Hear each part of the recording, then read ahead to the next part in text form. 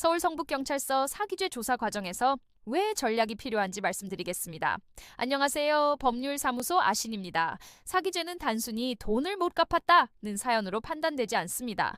계약 당시 어떤 말을 했는지, 상대방이 무엇을 믿고 돈을 건넸는지, 그 시점에 변제 능력이 있었는지가 핵심입니다. 조사실에서 상황 설명을 하다 보면 본인의 해명이 오히려 고의 인정처럼 정리되는 경우도 있습니다. 상식적으로 납득이 어렵게 느껴질 수 있습니다.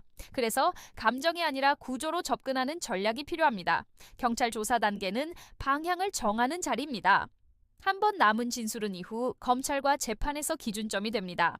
그래서 사실관계와 평가를 구분하고 시간 순서에 맞춰 설명하는 준비가 먼저입니다. 전략이라는 건 거창한 게 아니라 무엇을 먼저 말하고 어디까지 말할지 정리하는 일입니다. 조사 동행 역시 말을 대신해 주는 것이 아니라 진술의 흐름을 관리하는 역할에 가깝습니다. 사기 사건은 형사로 끝나는 경우가 드뭅니다. 손해배상 청구, 재산조사, 강제집행으로 이어질 수 있습니다. 형사 대응에서의 표현이 민사소송 자료로 그대로 활용되기도 합니다. 말이 안 나오죠. 그래서 상담 단계에서부터 형사와 민사를 분리하지 않고 하나의 흐름으로 설계해 왔습니다. 실제 회수 가능성을 기준으로 사건을 보는 이유도 그 때문입니다. 부동산 계약이 얽힌 사기라면 계약 구조와 권리 관계를 다시 짚습니다. 공인중개사 자격을 바탕으로 특약과 등기 관계를 함께 검토해온 경험이 있습니다.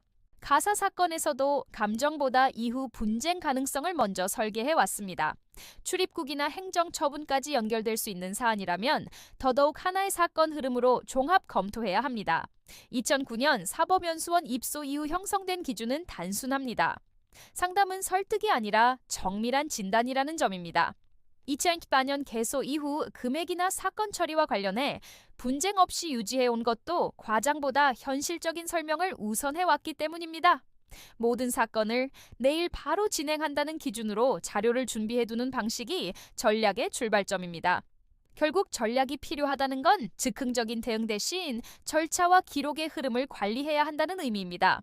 이런 기준으로 형사, 민사, 가사, 부동산, 행정을 함께 다루는 곳이 법률사무소 아신입니다.